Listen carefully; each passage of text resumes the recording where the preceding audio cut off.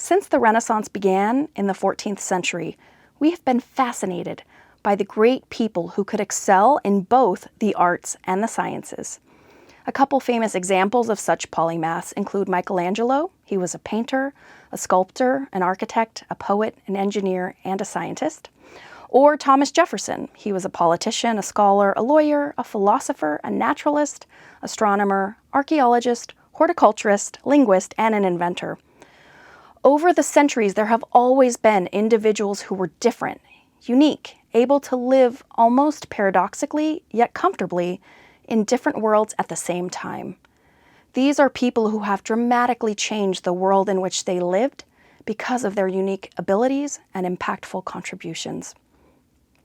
According to Robert Root Bernstein in 2009, the study of polymathy only began in the 19th century by J.H. Van 't Hoff, who later won the first ever awarded Nobel Prize for Chemistry. Van 't Hoff had a hypothesis that the greatest scientists, unlike their less able colleagues, displayed their imaginative ability outside of science as well as within it.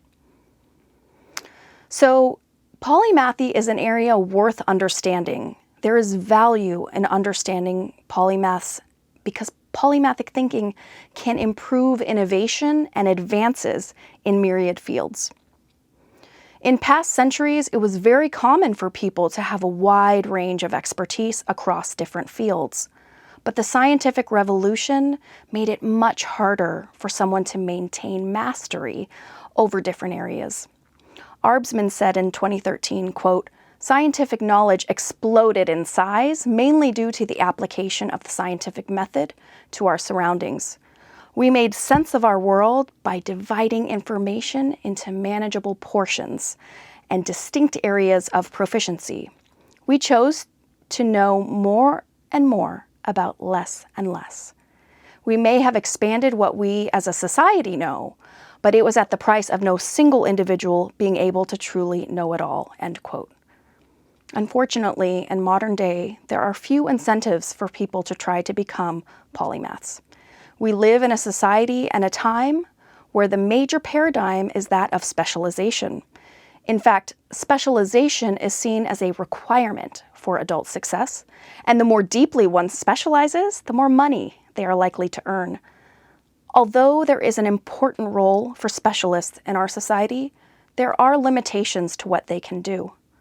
Further, the problem with deep specialization is that those specialists may get entrenched in their own limited points of view, which has negative impacts for creativity and innovation. Aldous Huxley said in a 1959 lecture entitled Integrated Education that a man of letters can, I think, perform a valuable function in the world at present by bringing together a great many subjects by showing the relationships between them. It's a question of building bridges, he said.